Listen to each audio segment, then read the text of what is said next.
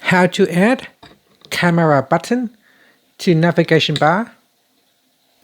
First, go to Play Store, and in Play Store we want to search for an app called Good Lock.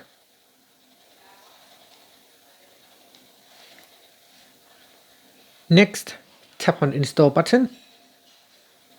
Then open up the app.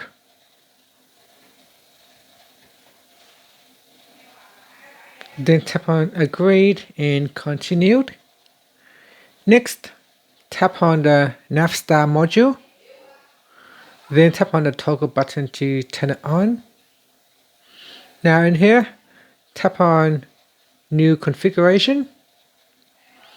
This is the default buttons, and then what you want to do is tap on Button Layout. Then tap on Add Button. In here, tap on Camera.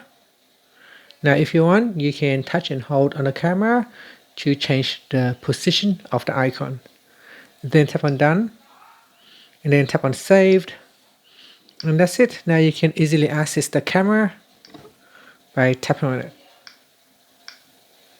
And that's it. Thank you for watching this video. If you find it helpful, please like and subscribe to my channel for more videos.